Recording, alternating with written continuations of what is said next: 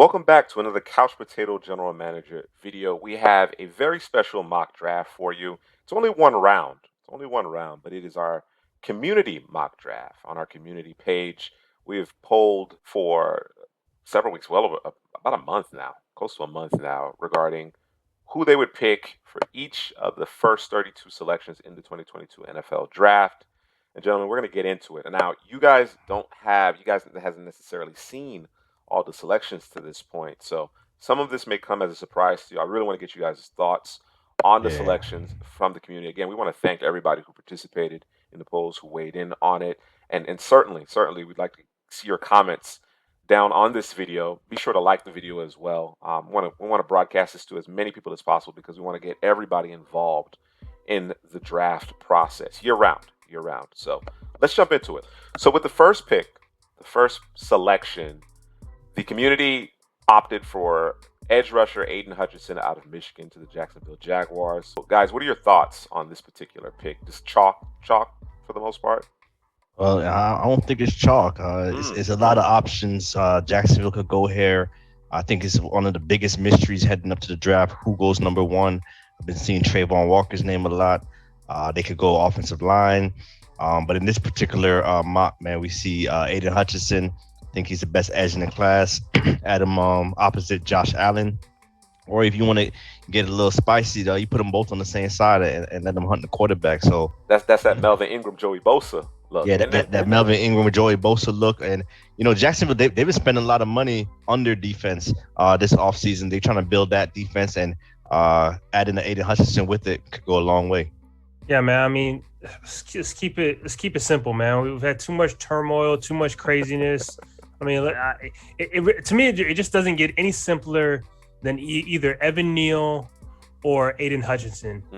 There's no guessing with those guys. They're gonna play a particular position. It's gonna be a plug and play, set it, forget it, and walk away. No concerns. No, well, we can do this, that, and the other. Nah, you're gonna play the edge, you're gonna play the tackle or the guard, and that's it. And we move on. Next pick. Next pick. So Easy. that's what they need. They don't need any more. Nothing No else. projects. No, nothing. Let's make it real simple, man. That's what the number one pick is. It's supposed to be a guy that comes in. It's supposed to make an immediate impact to the team right away. No questions asked. Okay. All right. No questions asked. Hutchinson received the overwhelming majority of the vote with 68% in this one. Next up, with the second overall pick, we have the Detroit Lions. Of course, they have two first-round selections in the 2022 NFL Draft, and the community had them selecting Oregon's Kayvon Thibodeau, receiving 46% of the vote. This would kind of be the team to trade down, given the opportunity. You got to find somebody to trade up with. Who is there a player that a team is gonna mortgage the future to trade up for here? And we're not thinking that that's the case in this particular draft, right? Not at this juncture. Not to get to the number 2 overall pick per se. Typically, that's a quarterback.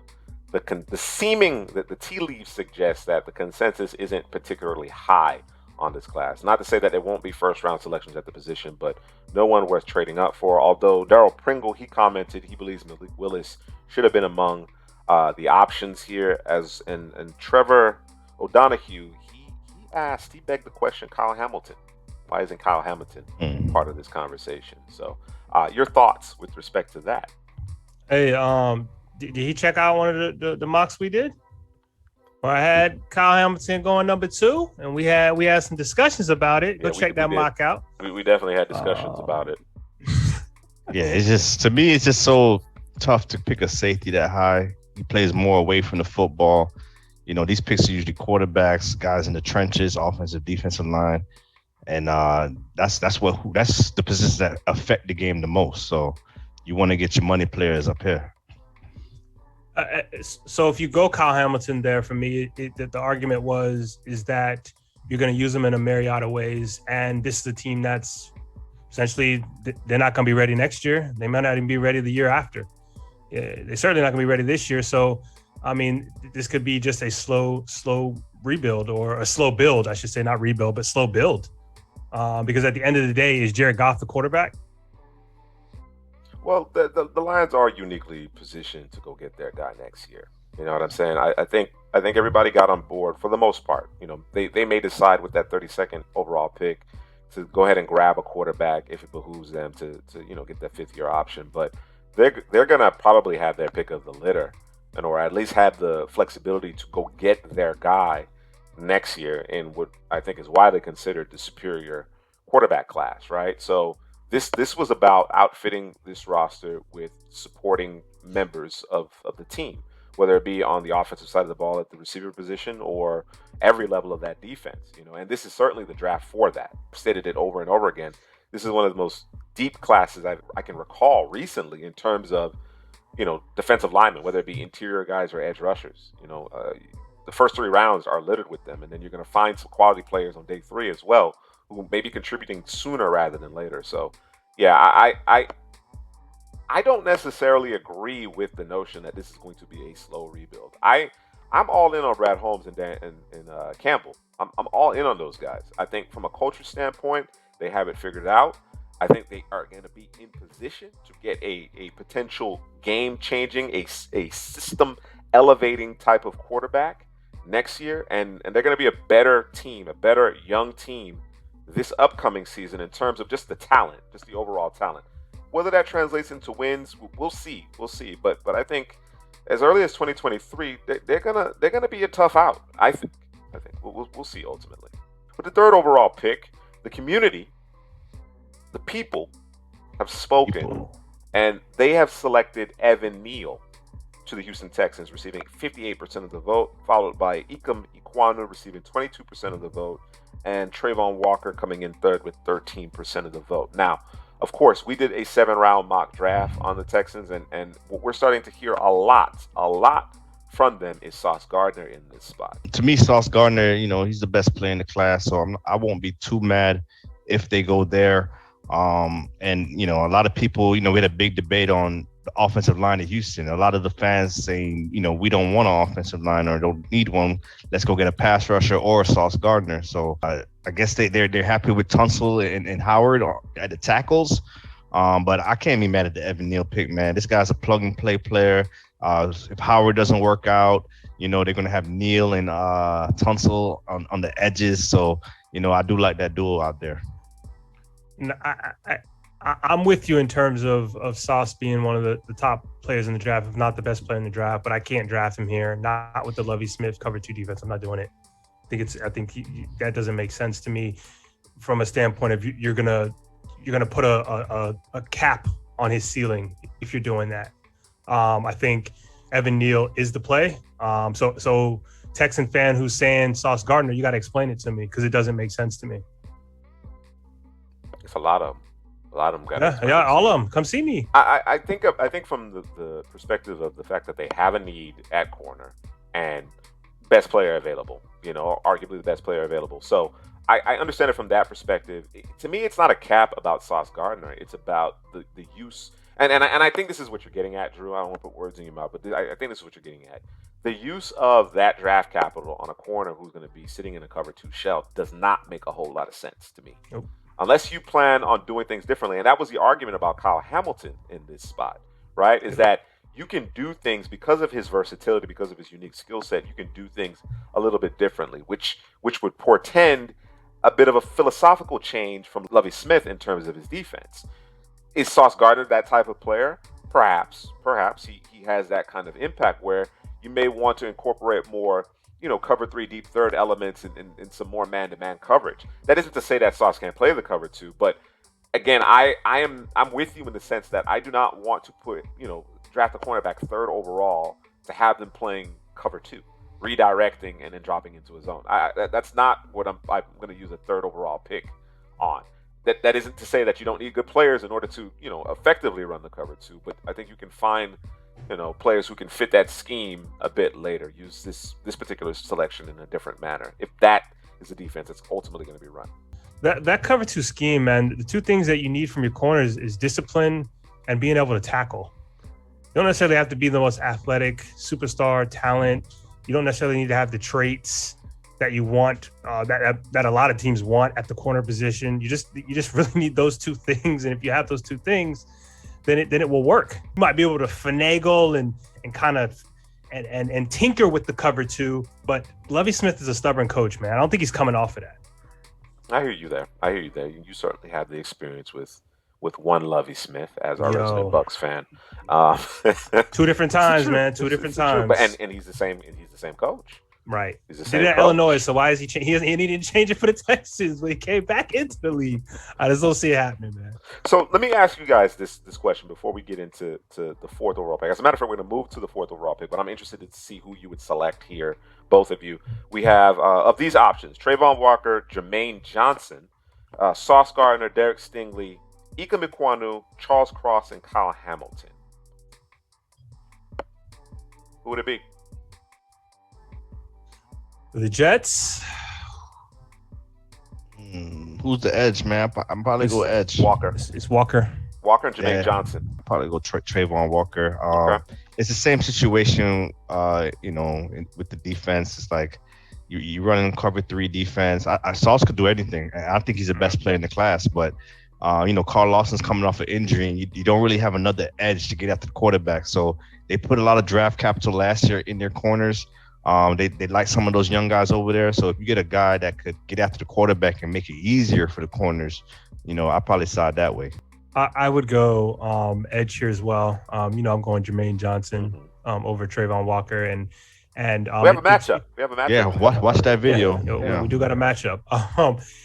So here with the cover 3, it's not as bad as the cover 2 in terms of because there's at some point in any man. Zone it becomes man, but it's going to become man more in cover 3 or much quicker in cover 3 than it would be in cover 2. Mm-hmm. Obviously depending on what's going on, but for the most part that's the case. But again, they have another pick and they can scoop a corner down there with that next pick if they so choose. But maybe they go receiver there. Who knows? But yeah, I would go Jermaine Johnson. Okay. Well, the way this one ultimately ended up based on the community was, again, Sauce Gardner in a strong majority with 62% of the vote, followed by Kyle Hamilton, safety, with 25% of the vote, followed third by Derek Stingley, 13% of the vote in this particular case. They won that DB. Yes. Now there was a prior poll, but based on the feedback that we got, we readjusted and made it more of a defensive back laden poll because that's where the emphasis was placed. But Ika Mikwanu actually got quite a few votes as well, around 28% in the original poll. All right. So Sauce Gardner is a New York Jet. All right. Now with the Giants up, first of 2 first-round picks, first of 2 top 7 picks. Who do you like here, Headley? They just got my guy Sauce Gardner, man. That would be who I would like right there. But they need an offensive line in the worst way. I think it's a blessing for them that Icky dropped there. I don't think you think about it here for the New York Giants, man. You run up to the podium, go get Ekwonu and call it a day, man, because you need help. You need to protect whoever the quarterback's going to be, Daniel Jones or another guy. You got to protect them. Yeah, I'm going to agree with Headley here because Carolina's either going quarterback here or they're going offensive line. So you got to get the guy that you want that's still on the board. But Icky, I'm gonna go with Icky. Could be Stingley. Yeah, you could go Stingley with the 7th pick, assuming that obviously Carolina's not trading out of that spot. Someone comes up, you would get your corner and your tackle in that position. The community agrees with both of you, overwhelmingly so. 71% of the vote went for Ike Ekwonu here, 5th overall to the New York Giants. So they get their bookend to Andrew Thomas. With the Carolina Panthers on the clock, of course, this has been a heavily debated selection. Are the Panthers going to trade down? Are they going to trade up? Should they go quarterback? Should they go offensive tackle? Chicken before the egg, egg before the chicken type of deal here. What would you do here, Drew? Oh, man. I would just go offensive line. Just go offensive line, man. And if I'm Carolina, I'm probably trading for Baker Mayfield. But they're probably not going to do that. But either way, I'm chicken or egg. Ben McAdoo said, listen, I came here for Sam Darnold. Effectively. He said a lot of things. Yes, he did. They be talking too much. They got diarrhea in their mouth over there. It's crazy, man. I think Matt Rule is passing that disease on to everybody down the line in the coaching staff. You know what I'm saying? They got need to be quiet, man. But I'm gonna go off the line. Go ahead and take your Charles Cross and get out of there, man. How do you Yeah, agree with Drew? yeah, I agree with that. They spent a lot of draft capital the last couple of seasons on the defensive side of the football. It's time to help the offense out. Your quarterback, I guess, it's Sam Darnold. Maybe they trade for Baker Mayfield, but gotta protect them, man. I think Cross has a lot of upside as a pass protector. The community in this case did not necessarily agree with you. In fact, they believe Malik Willis should be the pick, and he received 50% of the vote. He was followed by Charles Cross at 24%. So Malik Willis, first quarterback off the board, goes to Carolina. How do you think he would fare? Uh, I I actually think it'd be a good position for him. You got receivers there, you got Christian McCaffrey there, so you got the weapons around him. I know the offensive line will be an issue, but he's shown at college at Liberty that he could perform well without an offensive line. So, out of all the quarterbacks there at Carolina, I think Malik Willis might be the best fit for them there.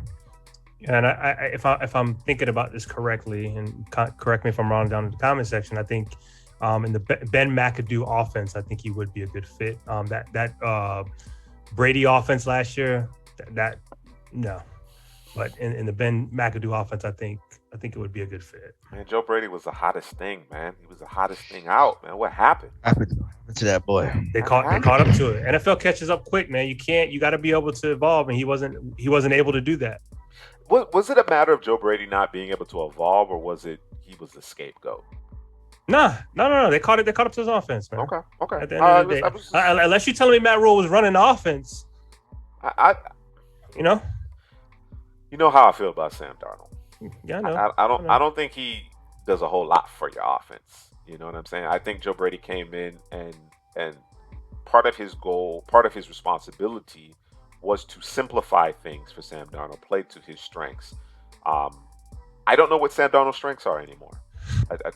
Honestly, I don't. Of course, they have a concern along their offensive line. They're playing guys, who probably shouldn't be playing, and because of arm lengths, would prefer to play guys at guard as opposed to tackle, as opposed to getting their best five on the field.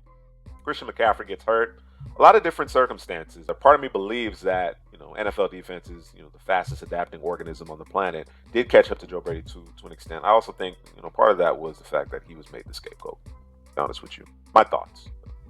So with the 7th overall pick, the New York Giants making their second first-round pick.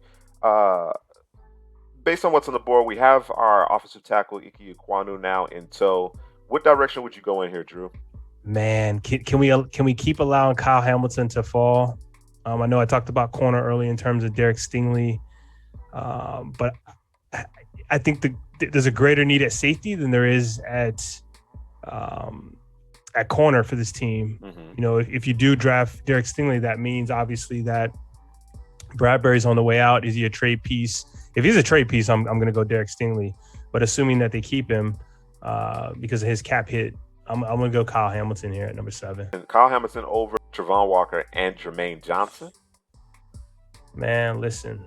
I don't know, man. Something about Kyle Hamilton, I just can't have him fall, man. Okay. If I'm going D-line, though, I would go Jermaine Johnson. You know how I feel about that. Tyler, you're in the Travon Walker camp, right, on this one? I think the Giants could go in a lot of different directions. They could use Stingley. They could double down and get Cross and shore up the tackles.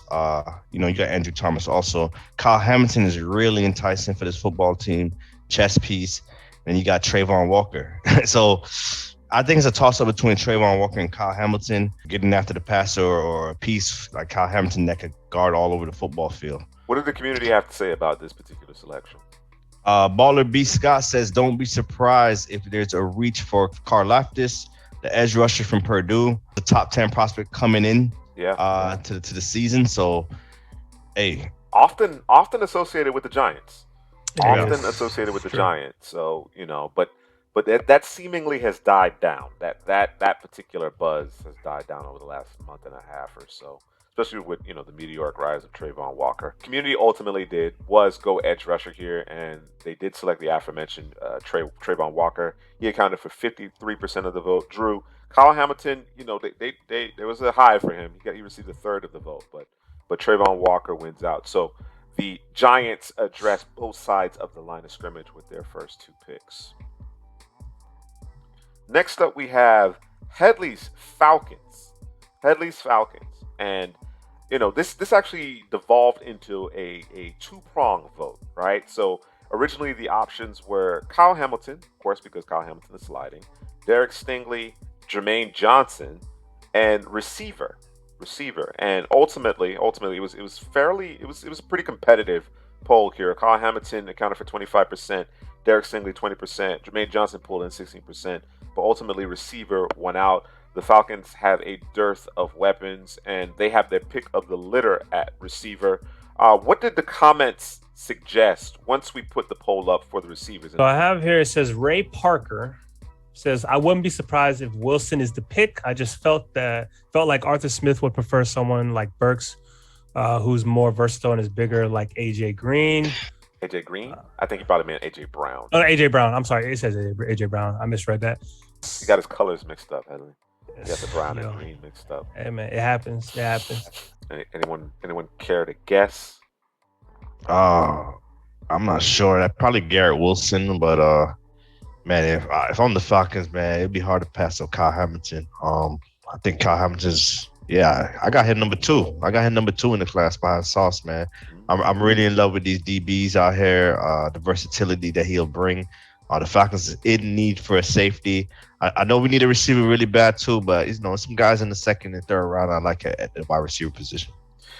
Do you like those guys? Because we're anticipating a fairly significant run on receiver in the first round, right?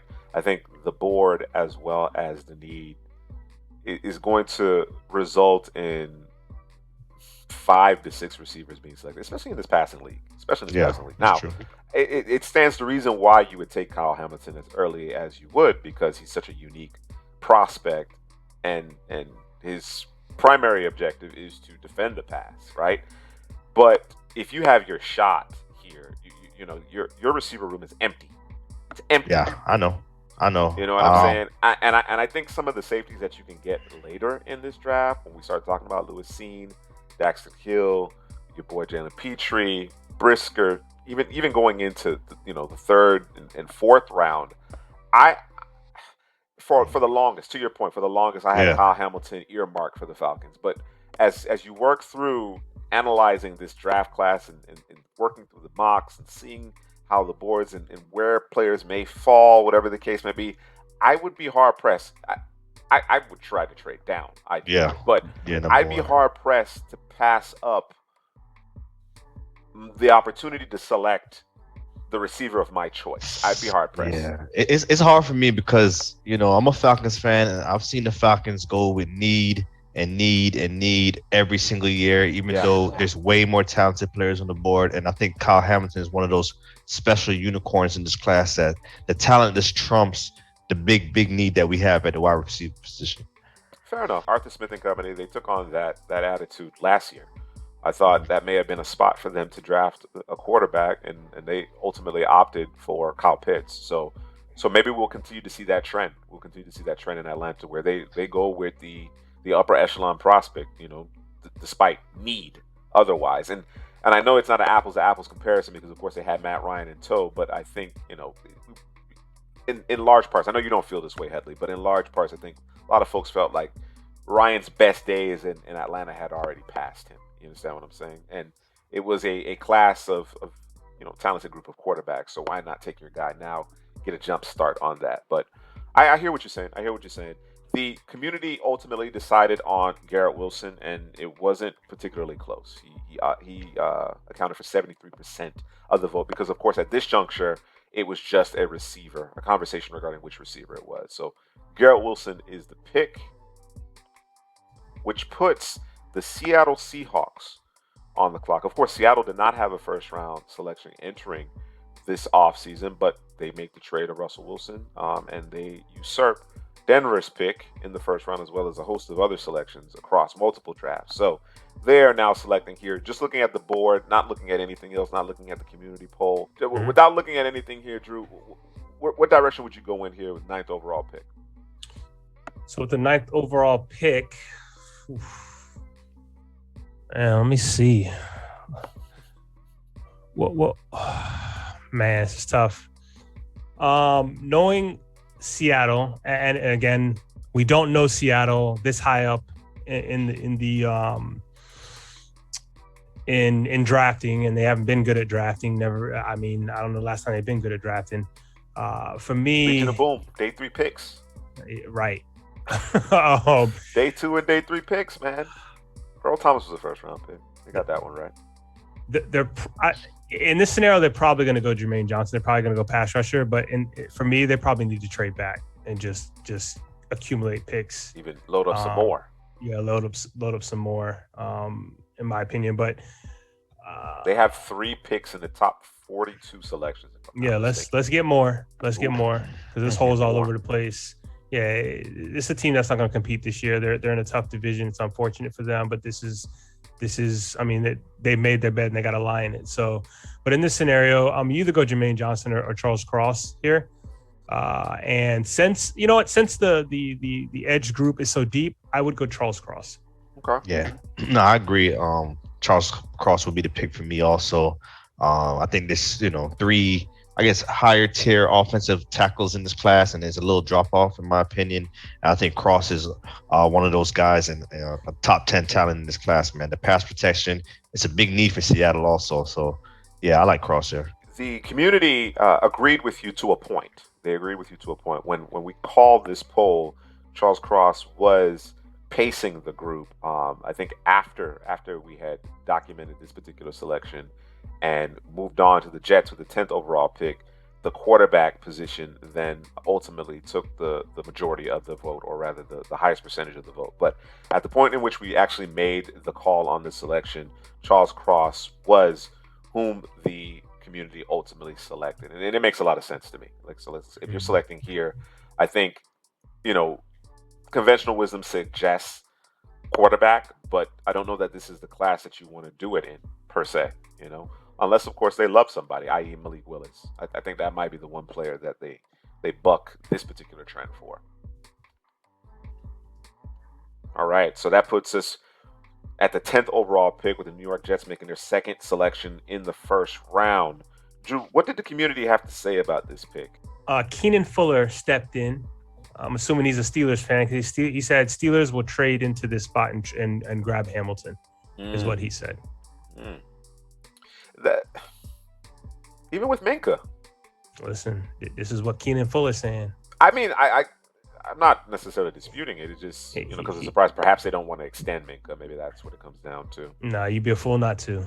When giving up the trade capital that you did, but it has to be at Pittsburgh's price. You know what I'm saying? This is an organization who's known for, hey, this is what we're going to give you, and if you don't like it, you are free to walk.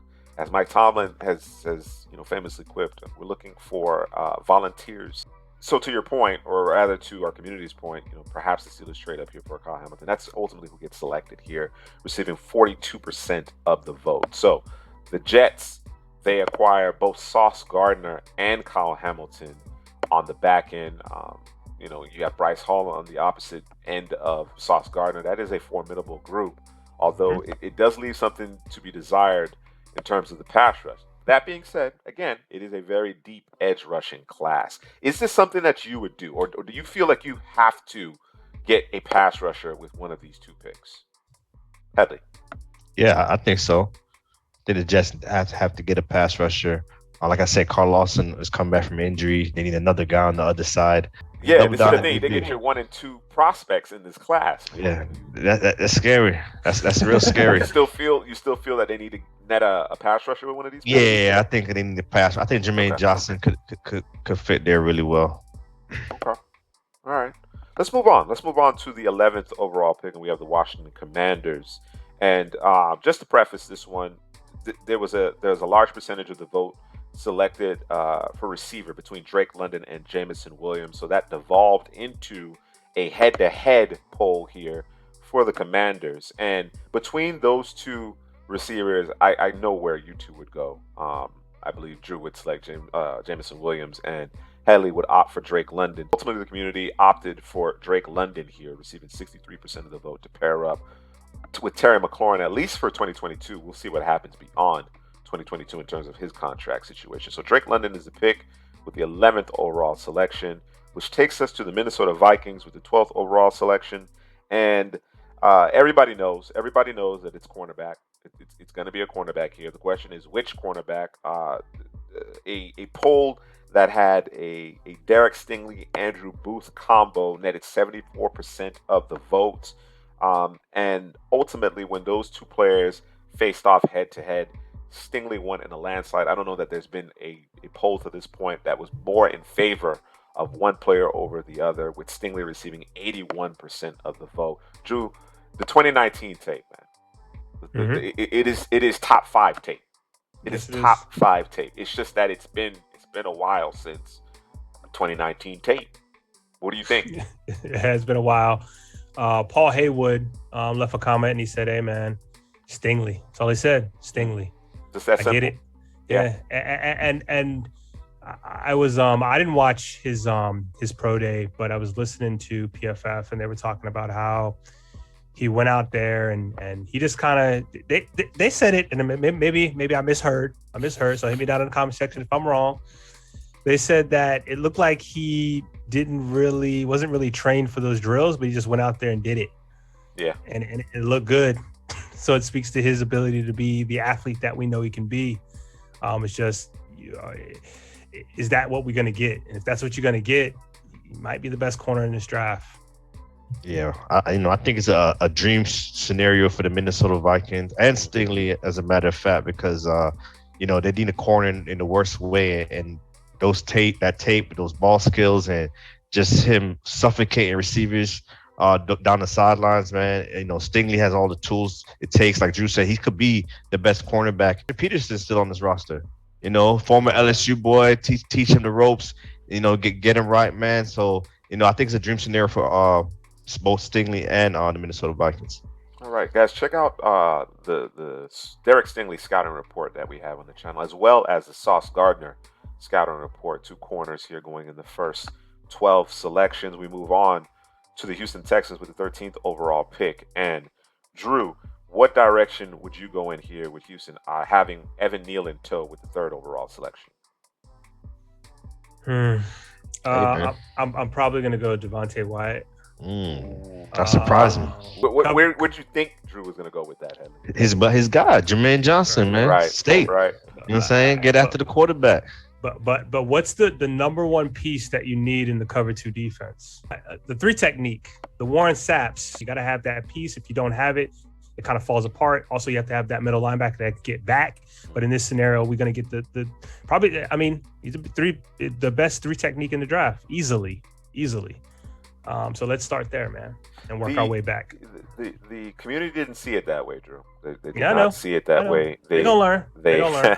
They went with Jermaine Johnson, receiving 59% of the vote, and I'm okay with the Jermaine Johnson selection. Yeah, I'm mad at it. I don't think there's going to be a big argument regarding that. But what I've noticed to this point regarding Devontae Wyatt, as it pertains to the teams that would be interested in him and what type of role he would be playing, teams really view him, or rather the community view him as a 5 technique.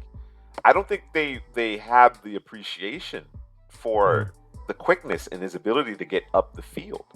We're of the mindset that he's been playing out of position. Yeah. You know what I'm saying? They didn't see him at the Senior Bowl, bro. That's the problem. No, they may not have seen it. Well, of course we got the one-on-ones for you guys. We do got the one-on-ones. Trying to tell y'all. But he wasn't there for the entire week. It's true too. He didn't need to be a little bit, but on tape, yes, you see him, in a role where he's trying to hold up at the point of attack to let Tyndall, Dean, Walker flow and make plays, do the work, right? Do the work. But there are those flashes of that quickness, that 10-yard split. You know what I'm saying? Where it's like, ooh, if you let him one gap, he could push. He could push for double-digit sacks from the interior if you allow him to be a true 3 technique, And to your point, I think he'd look good in a Texans uniform, but certainly not going to argue or debate the Jermaine Johnson selection here. All right, so we have the Baltimore Ravens on the clock, Drew, and the way this board has played out, would you go back? Would you go back to the Devontae Wyatt well here? Yeah, I had him in a mock. I mean, pair him up with Calais Campbell, who came back, teach him some things, and get to the passer, because we know always still a work in progress. We tried to tell Baltimore fan they ain't listening. They'll learn. So that is a guy you could go here. I see that Trevor Penning's on the board. He's kind of coming down now. In terms of people had him coming out of that Senior Bowl with his physicality and all that. George Karlaftis would actually be a good fit, as well as a Boy Mafe. But corner, I mean, they need corners. Yeah. The style that I think they're going to continue to play the style that they play. I don't think it's going to change too much. I don't think maybe they won't do the kitchen sink stuff. But it's still going to be a ton of man. It's still going to be a ton of man. Yeah, it should be still a ton of man. And I would like to see Andrew Booth do a little bit more of that. But where would I go here? I'd probably go Devontae Wyatt, man. Okay. All right. You like Devontae Wyatt to the Texans or the Ravens here in the middle of the first round? You know who else I like right here, man? Big Jordan Davis, his teammate. Yeah. They could do the same things. You're talking about a 3-tech, could get after the quarterback. I think Jordan Davis was kind of out of place at Georgia also. Really? So, yeah, I think that he could get after the quarterback. Definitely could be a double-digit sack guy if he's ever unleashed. What? Yeah, Jordan Davis. What you see, the Dontari Poe? You see the Dontari Poe here? Yeah, right. I see it. Yeah. When he rush upfield and not two-gapping, he get upfield. It's kind of like the Devontae White conversation all over again. But, sure. And it just seems like if Baltimore, like, how did they end up with Jordan Davis? And that's ultimately the direction that the community went in. Jordan Davis landing in Baltimore, receiving 43% of the vote, followed closely by two-man selection in terms of George Karlaftis and Boye Mafe, which Drew spoke to. We are moving right along through this 2022 NFL Draft Community Mock Draft for the first round. Again, we want to thank everybody who participated. Guys, be sure to like, comment, and subscribe to the video. We now have the Philadelphia Eagles on the clock. Of course, they entered this offseason with 3 first-round selections. They're down to 2, but they did pick up an additional one next year, as well as, I believe, a third-round pick in this draft. Kelly, what do you think? What do you think? What direction would you go in here? Knowing that you have another pick in your back pocket here in just a couple of selections, where would you go considering what's on the board? The guy we've been speaking about the last couple picks, I like Devontae Wyatt getting after the quarterback. Definitely Philadelphia needs some more help getting after quarterback. Second worst in sacks last season. I know the community, they love Jameson Williams over there also. So, that makes a lot of sense. It's like pick your receiver right now. We've debated this in previous videos. What wide receivers should Philadelphia go with? Treylon Burks, Jameson Williams. I think those are the two guys we're talking about. You got Olave still out there. So one of those directions. The community definitely is in favor of a receiver with the 15th overall pick. Drew, what did the community say about this particular selection? Marina Sands said, nah, McDuffie, Elam, or Wyatt. Stay away from anyone else listed. I love the Wyatt. I love the Wyatt conversation. He's been a big part of this conversation over the last 3 picks. And I think it's because, as I mentioned before, a lot of people don't necessarily view him as a 3 tech. They're not gleaning the skill set for the 3 technique. If they really believed that he was, if they saw him in that light, I don't think he gets out of the middle of the first round. I think because he's viewed as this kind of 2-gapping guy, in terms of what he was asked to do at Georgia, he's a later first round type of selection, perhaps as early as maybe Green Bay. Green Bay is where he's been kind of associated with that because, the Green Bay fans feel like Kenny Clark needs some help, and he does. He does, especially beyond this season. But if people really, really wanted to put Devontae Wyatt in his most optimal position, it would be in an even man front as a 3 technique, getting upfield, getting after the passer, penetrating and disrupting in the backfield as quickly as possible. So love Marina Sands' comment there. What else do we have there, Drew? CXK, I'm scared to come forward as one of those that disagrees with the Eagles needing to draft a wide receiver in the first. Don't be scared. Don't be scared. Don't be scared. That's Say what we're here for. Say it with your chest. Yeah. They have a good duo with number 1 wide receiver on the rise, Slim Reaper. Oh, okay, I like it. And top 5 receiving tight end and Goddard. Miles Sanders is a good receiving running back out of the backfield. Also, Gainwell. I'm not saying they are loaded, but it doesn't seem like wide receiver is their top priority? And we came back. We said it isn't the top priority, but they certainly could use one. Reagor has been a disappointment to date. And Marina Sands came back in one more time. Said none of the above, bro. We back in school, bro. None of the above. Option D or E. Right. You know? I certainly understand it. Again, a lot of depth along the defensive line. But I for my money, Devontae Wyatt is the best interior pass rusher in this class. You know, didn't really get that opportunity on a consistent basis to flash that ability. If he did, I think we're having a different conversation at this juncture overall. But certainly he has the skills. And when you talk about what we project guys to be, if he finds that right scheme, man, he's going to be solid in the odd man front. I think he'll be solid. But even man front, 3 technique, I think he could be a star. I think he has that kind of upside. The Philadelphia Eagles fans, they are a lot of them, not all of them, but a lot of them are in the Jameson Williams camp. They want Jameson Williams. They outside of perhaps Garrett Wilson, give them Jameson Williams. So they opt for him, and he received 66% of the vote between Williams, Olave, and Burks. All right. Oh, you said that wrong. Jameson Williamson. Oh yeah. No, you're right. You're right. It's the Williamson for the Eagles fans. The Williamson guy. That Williamson. No, nobody would have caught it, bro. Everybody would have went just fine. Because I ain't catch it. All right. So that puts the New Orleans Saints on the clock. And, the question obviously is, are they considering quarterback with one of these 2 picks? I don't believe so. The community doesn't believe so. Helly, what did the community have to say about this pick? Marina Sands is back. Mm-hmm. The reason the Saints traded up past the Chargers was to get offensive line. Right. And makes a lot of sense. And 20% of the community agreed. I think among these 2 picks, we're looking at receiver as well. So whether or not they get the tackle or they go receiver with the 16th overall pick, that remains to be seen. But I think those are the 2 positions that they ultimately will be addressing, in my estimation. And the community agrees with that. Of course, they want to see a receiver with the 16th overall pick, and that would be Chris Olave in this case, receiving a whopping 54% of the vote. Okay. So, yeah, I'm not mad at the Olave pick. I think he fits well in this offense. They need another receiver. I agree with that. Some speed to them. Yes, especially inside the dome on that fast track. I think he might be an issue, especially if you get Michael Thomas, to playing at a level that he was playing with when Drew Brees was still in tow. With the 17th overall pick, we have the Los Angeles Chargers on the clock. And Headley, what the Chargers are in a unique position, aren't they? What direction would you go in? They don't have.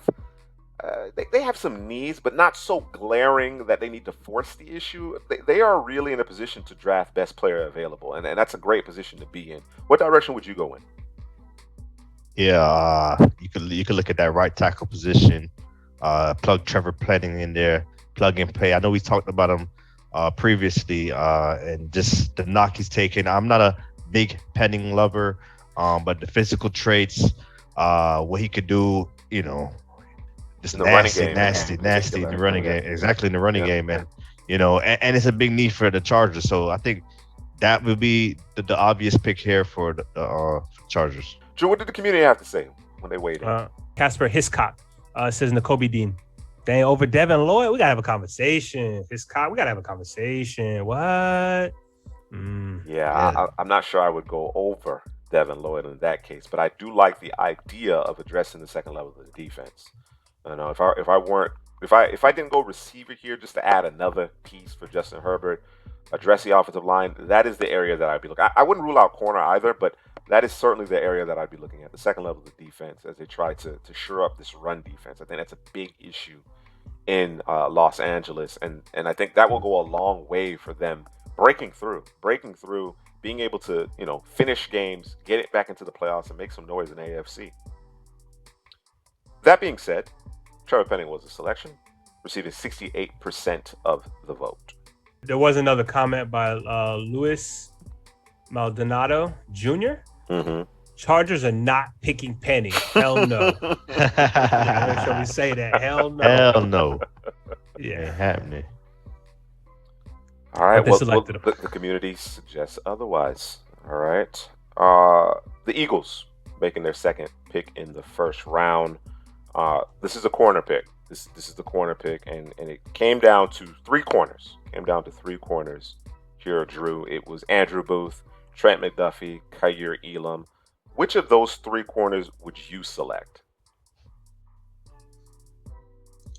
Because they overwhelmingly play zone, and the best zone corner in the draft is Trent McDuffie, I would go Trent McDuffie. But I wouldn't be mad if we're going Andrew Booth here.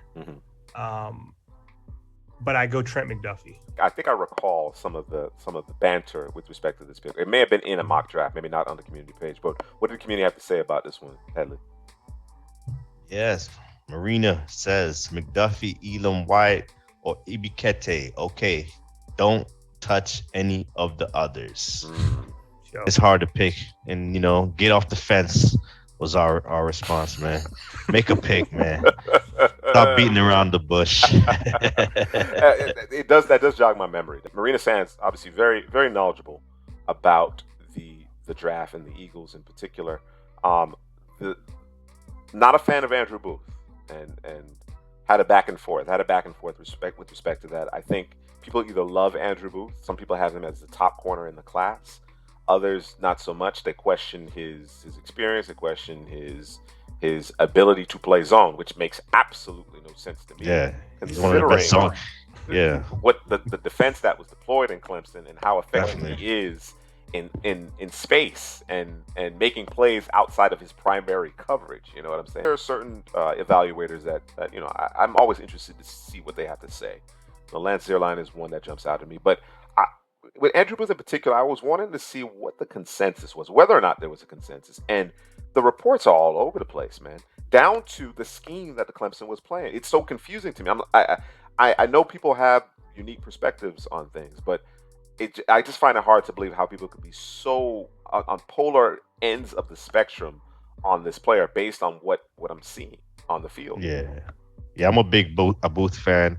Drew says McDuffie's the best zone corner. I think Booth is better than McDuffie as zone corner. Just the intensity. But they both play the intensity. But Booth has the length and the ability to get up and get to the football. The traits on top of instinctive and coming out of his breaks and making a play at the line of scrimmage. So I like Andrew Booth with this pick right here for the Philadelphia Eagles. Scary combination of instincts and traits. Typically, you have one or the other, right? This player has both. He just needs some technical refinement, and he could be. He's one of those guys that could be the best corner in the class. I think both of you have Gardner 1, Stingley 2, and then Booth 3, and Booth is kind of that. It could go in either direction depending on his landing spot, his work ethic, and the coaching that he receives. Because when it comes to the triad of instincts, athleticism, and ball skills, it's tough to beat. It really is tough to beat. That being said, Eagles fans, the community at large, they decided Trent McDuffie was the direction that they needed to go in. He received 62% of the vote. All right, so we have the Saints making their second selection here with the 19th overall pick. This one actually ended up in two community polls because the community believes that the Saints should select a quarterback with this particular pick. I don't think that's the way this is going to play out, honestly, but stranger things have happened, and it's not so far-fetched that it won't happen. I think them trading their first-round pick in 2023 pretends to the fact that they feel like they're a couple of starters away from being able to make a deep run themselves with Jameis at the helm. What did the community have to say about this, Drew? We have Owen Glazer, low-key. Devin Lloyd would be a good pick here. Interesting. Came back and said, consider adding him here if you haven't already done so. Vote other. Hit him with that corporate talk. Yeah. And then Trevor O'Donoghue. I'm not even sure if I said that right. O'Donoghue. Maybe. But we'll go with it. Trevor O'Donoghue. What about the cornerbacks? So ultimately, the community decided that this needed to be a quarterback. So we created yet another poll that listed all the quarterbacks sans Malik Willis, who was selected 6th overall to the Panthers. What did the community have to say about this? It says Saints are not taking a quarterback there in a win now mode and need offensive tackle. Dan Jones commented back to her, said, "What about receiver, running back, tight end, guard, defensive end, and defensive back?" The whole team. So all positions, bro. And then Baron von Beliski said, "You don't have a quarterback to win with, though." And then what is that? Baller B. Scott. Nah, does anybody? Baller B. Scott say, "Yeah, I don't see a quarterback. I see their O-line or defensive back." Yeah, I'm with that also, man. O-line, you didn't get the O-line in the first round pick with receiver, so O-line or defensive back. If they went defensive back, I would imagine that they would be in the market for a safety. That's just my thought process. Could be wrong, but that's my thought process. The idea of being able to add Andrew Booth, particularly if you feel like he's perhaps the best player available, is enticing. But I'm of the mindset that the Saints traded up with very specific players in mind that wouldn't necessarily, not to say that they couldn't contribute, but not positions that they're already flush at, right? And I think they're fine at corner. Could they get better? Sure. But I think they're in good shape at corner. If they're going to address the secondary, I think safety probably would be the priority. But in this case,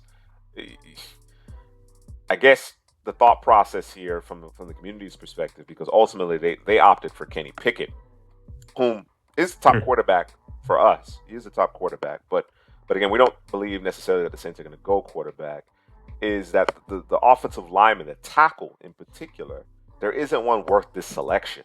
I think that's ultimately what it came down to with the community going with Trevor Penning, 17th overall, that they didn't believe that there was a tackle worth this particular selection. Now, of course, if you go to our 7th-round mock draft for the New Orleans Saints fans feel otherwise. If they feel that, perhaps even Bernard Ryman should be part of the conversation here, being a bit more polished than Trevor Penning. The whole host of Senior Bowl quarterbacks, again, sans Malik Willis and including Matt Corral, Kenny Pickett almost got half of the vote. He received 49% of the vote here. So Kenny Pickett is the second quarterback off the board and finds his way into New Orleans. Yeah. All right, Pittsburgh Steelers on the clock here, and the community believes that the Steelers need to go in one of two different directions, whether it be offensive line or the quarterback position. Hadley, what did the community have to say though in the comment section?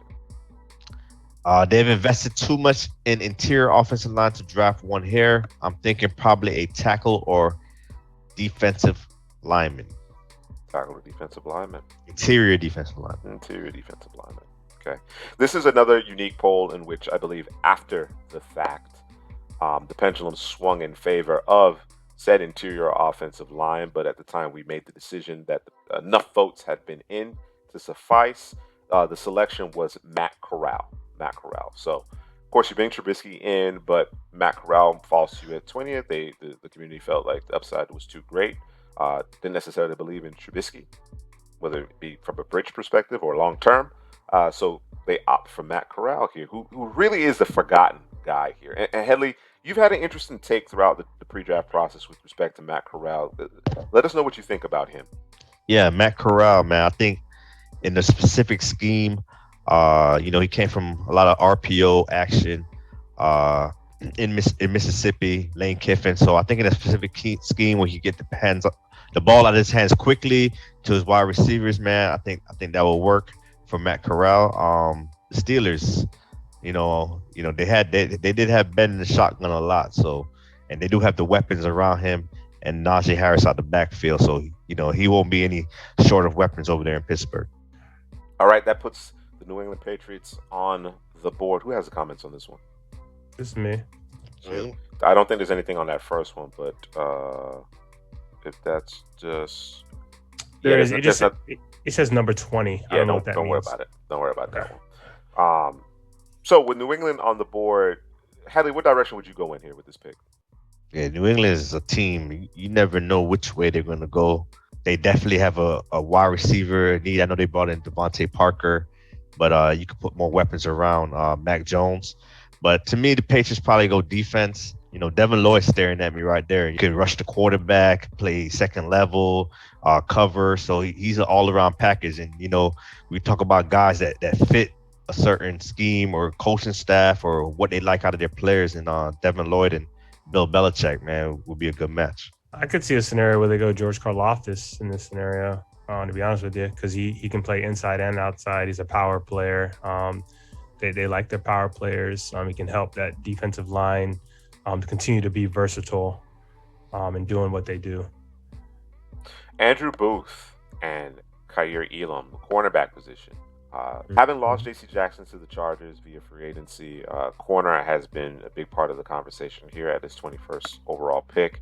The community ultimately opted for the corner position between Kaiir Elam and Andrew Booth at 30% of the vote, but made the call. We made the executive decision due to time constraints associated with this community mock draft to select Traylon Burks, who received 29% of the vote. So one player receiving 29% of the vote versus two players garnering 30% of the vote in this case. So they get the receiver here.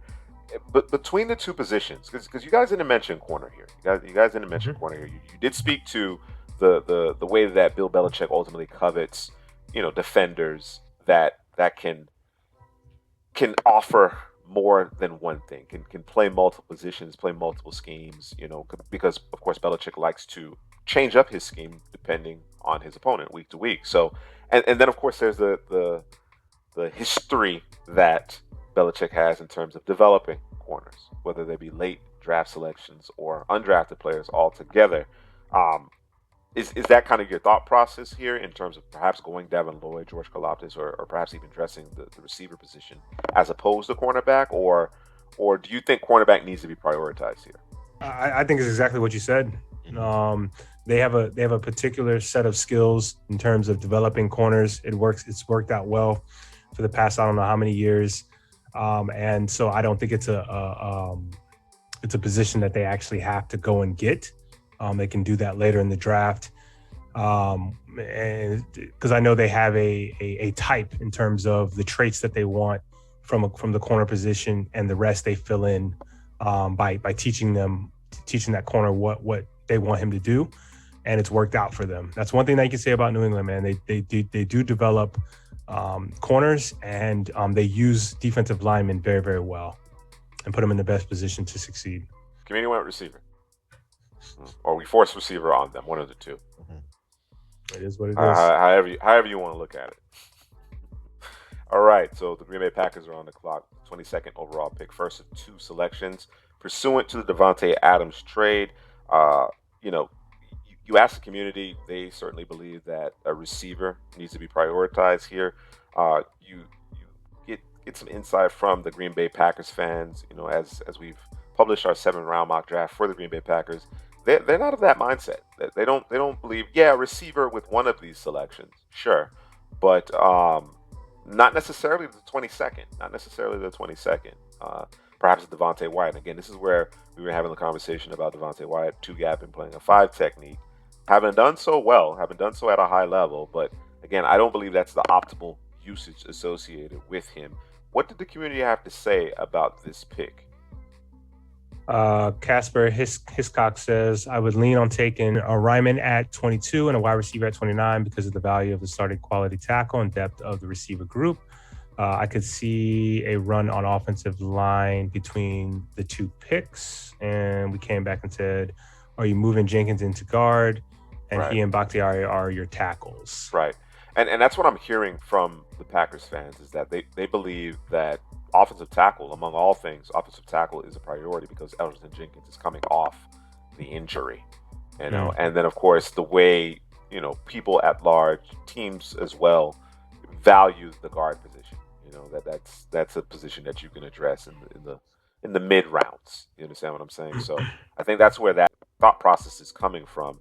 The community, as I mentioned, they believe that Green Bay needs to prioritize the receiver position, and narrowly between Jahan Dotson, Christian Watson, George Pickens. Dotson had 39% of the share, Watson 30%, Pickens 31%. So very close. This is probably one of the closest polls we've had to this point. Not a whole lot separating these players in the eyes of the community.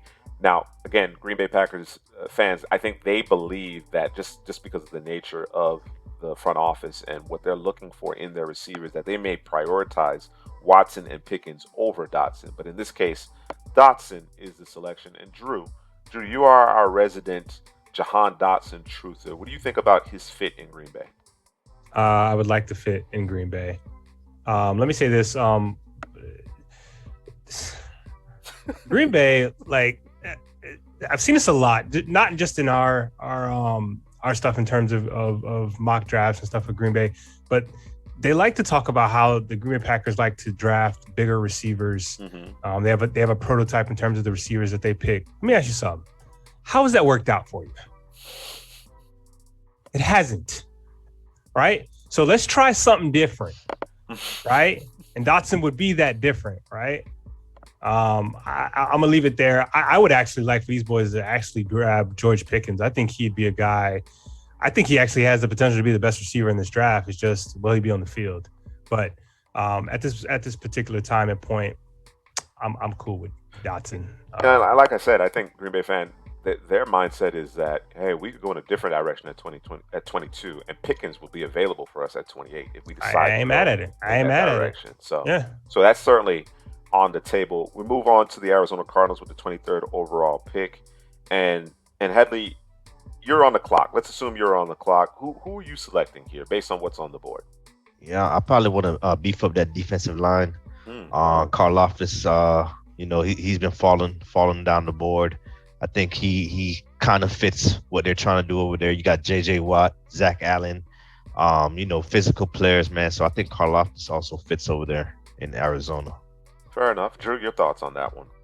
Zion, we gotta continue to, even though he mad at us, Kyler Murray, we gotta protect him. He looked terrible in that playoff game. Looked awful.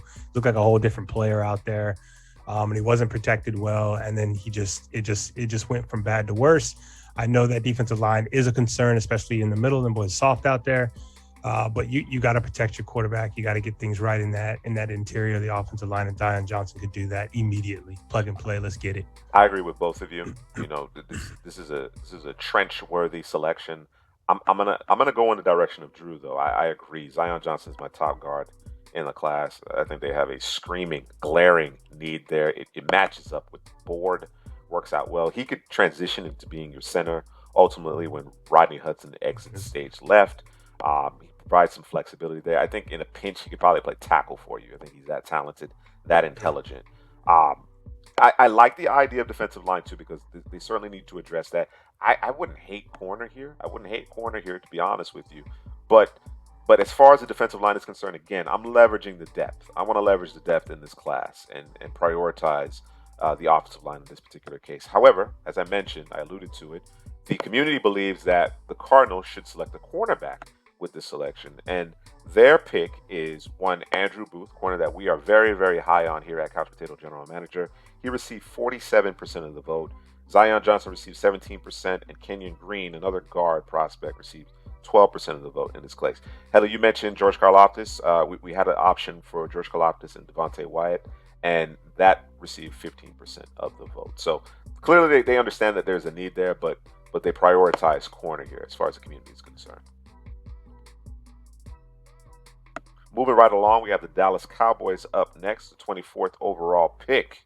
And they, too, have question marks along their offensive line. There may be a little bit of a need at receiver.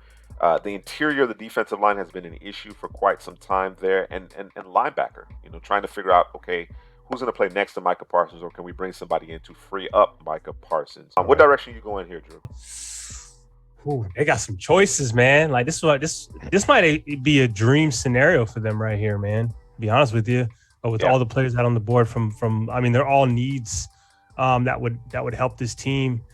Dang, bro, it'd be hard to pass up Devin Lloyd, man. It'd be so hard. You're talking about a Devin Lloyd, a Micah Parsons. They're very similar in terms of their ability to come off the edge and rush the passer. Although I think both of them can do it from any position on the field.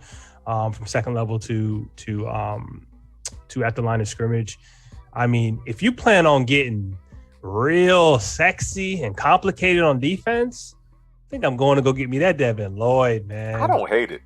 I Man, honestly don't hate it at all. I'm sitting here thinking about it, man, and it just what they could do schematically, man. Sometimes they like to put Parsons on the edge, Yep. and okay, we got Devin Lloyd in the middle. Sometimes we could put Devin. They could just do so many different things with those two players on the football field, and Devin Lloyd could cover and do everything else also. So, yeah, it's just the talent right there, and how we could put them pair them with Parsons is intriguing.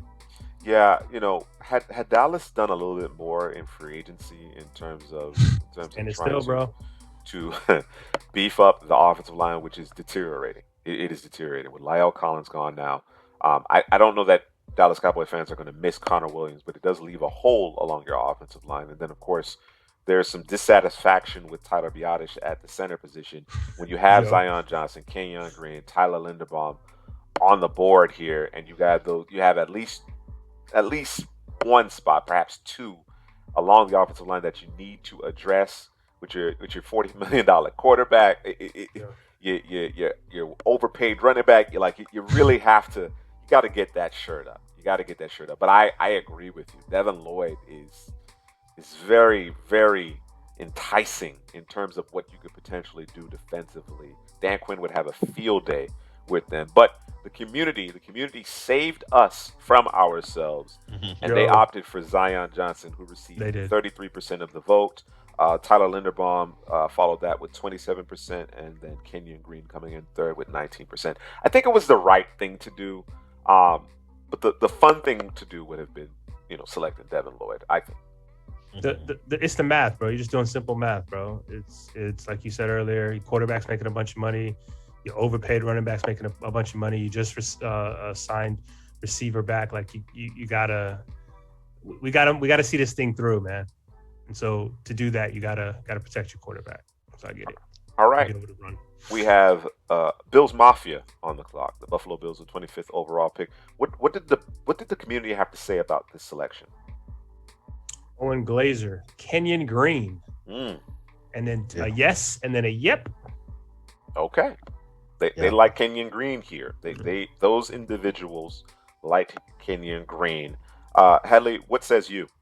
Yeah, that's a big need. I was thinking out there, Kenyon Green, for interior offensive lineman or defensive side of the ball, and we talk about Devin Lloyd again, someone in the middle of the field that could cover.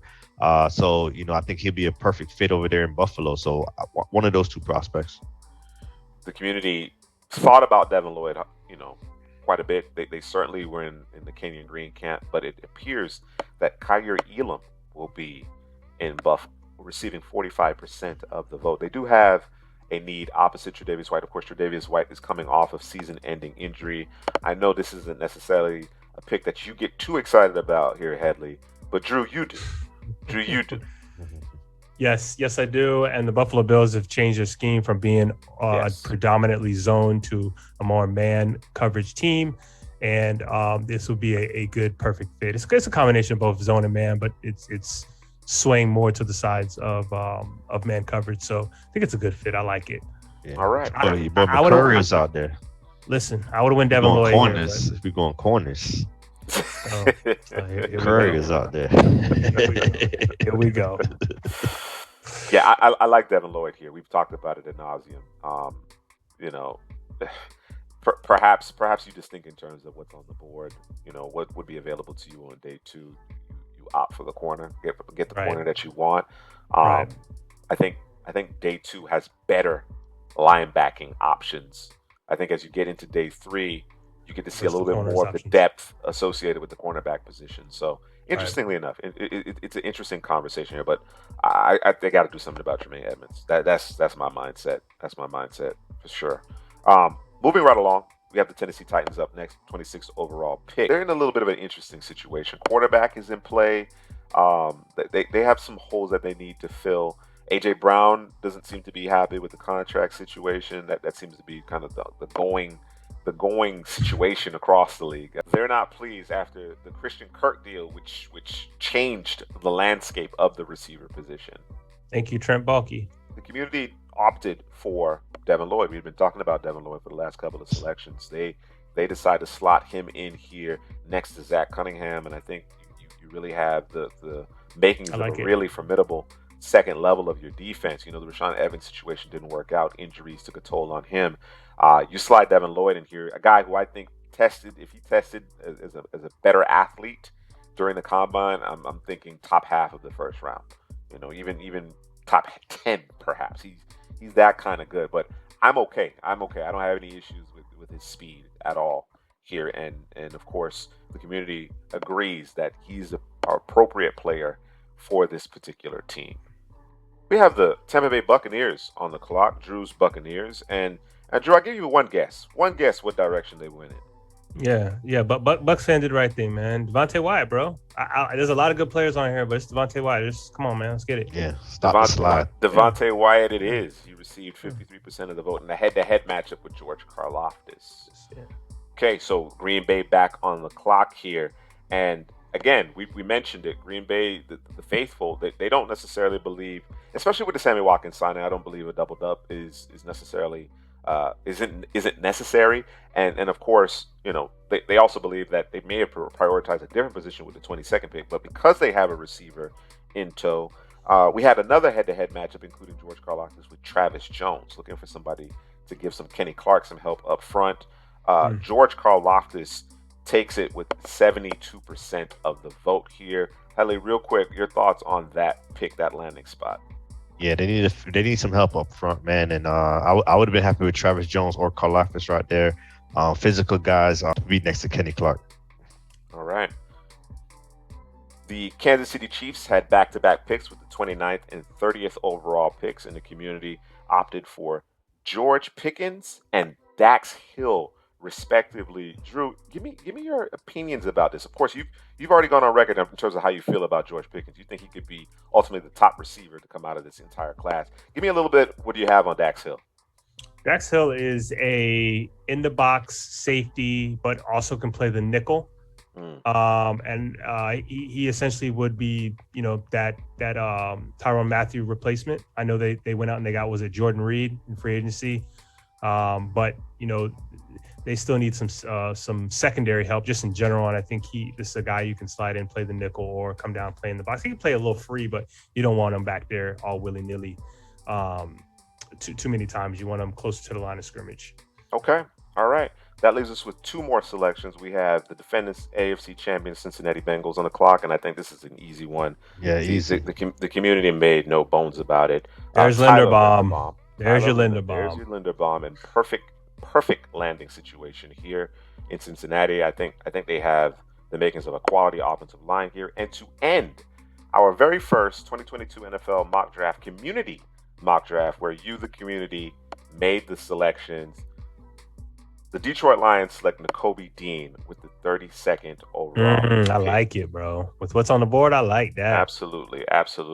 This is obviously a community that is well informed. They have strong opinions. I want to give a special thanks to everybody who ultimately contributed and commented. Marina Sands, I must say, you know, I enjoy the back and forth.